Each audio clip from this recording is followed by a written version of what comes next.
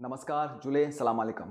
3 दिसंबर 2024 को जो high power committee की मीटिंग हुई थी, एमएचए और ले एपेक्स बॉडी और करगिल डेमोक्रेटिक अलायंस के रिप्रेजेंटेटिव्स के बीच में। और इस मीटिंग में जो 4 पॉइंट्स हैं, उसमें से एम्प्लॉयमेंट के इशू का डिस्कशन हुआ था और एक बहुत बड़ा फैसला लिया गया था इस मीटिंग में। 95% जॉब्स लद्दाख के लोगों के लिए रिजर्व किए जाएंगे।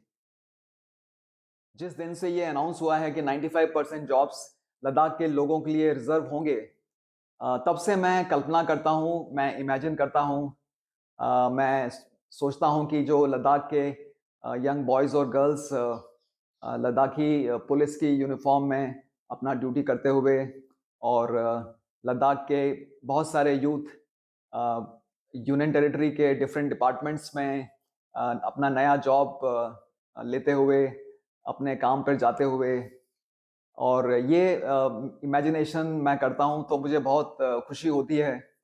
और ये ख्याल मेरे मन में अक्सर आता है लद्दाखी यूथ के बारे में, लद्दाख के यंग लोगों के बारे में, उनके नए जॉब्स के बारे में।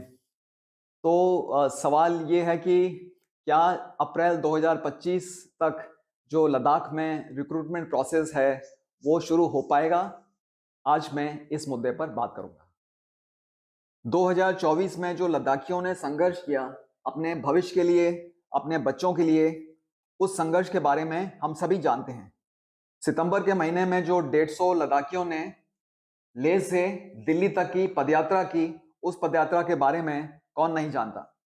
और फिर अक्टूबर के महीने में इन तमाम लद्दाखियों ने सोनम वांगचुक जी के नेतृत्व में लद्दाख भवन में अनशन किया।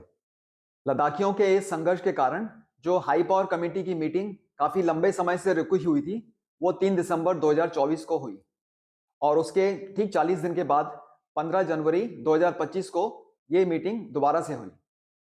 इन दोनों मीटिंग में जो 95% जॉब्स का मसला है, ये लगभग पूरी तरह से डिस्कस हो चुका है और डिसाइड हो चुका है।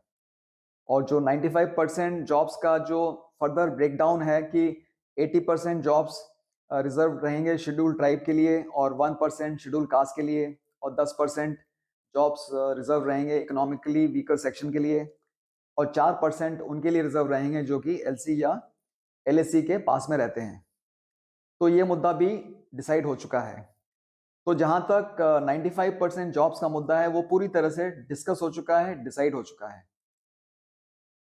और 5% जॉब्स का मुद्दा उन लोगों के लिए, नॉन लद्दाखीज के लिए, वो लोग जो कि लद्दाख में 15 साल के लिए रह चुके होंगे या फिर रह चुके हैं, उनको डोमिसाइल सर्टिफिकेट इशू करने का मुद्दा। इस 5% जॉब्स के मुद्दे के लिए हमारे पास बहुत टाइम है। इसलिए मैं एमएचए से अपील करता हूं कि ये 2 मीटिंग्स जो हो चुकी हैं, 3 दिसंबर को और 15 जनवरी को, इन दोनों मीटिंग्स की मिनट्स जल्दी से जल्दी इशू किए जाएं। मैं दिसंबर की मीटिंग के बाद एक लद्दाखी लीडर के स्टेटमेंट को सुन रहा था, जिसमें उन्होंने कहा कि गवर्नमेंट ने प्रॉमिस किया है कि रिक्रूटमेंट प्रोसेस 3 महीने के अंदर शुरू हो जाएगा। इसलिए मैं एमएचए से अपील करता हूं कि जो रिक्रूटमेंट प्रोसेस है, उसको जल्दी से जल्दी शुरू किया जाए और जो न्यूज़पेपर में एडवर्टाइजमेंट आना चाहिए, वो जल्दी से जल्दी डाला जाए। और जो यूनियन टेरिटरी की वेबसाइट है, उसमें जो तमाम डेट्स रिक्रूटमेंट प्रोसेस की हैं, तमाम पोस्टों के लिए, उन डेट्स को तुरंत इस वेबसाइट पर रिलीज किया जाए।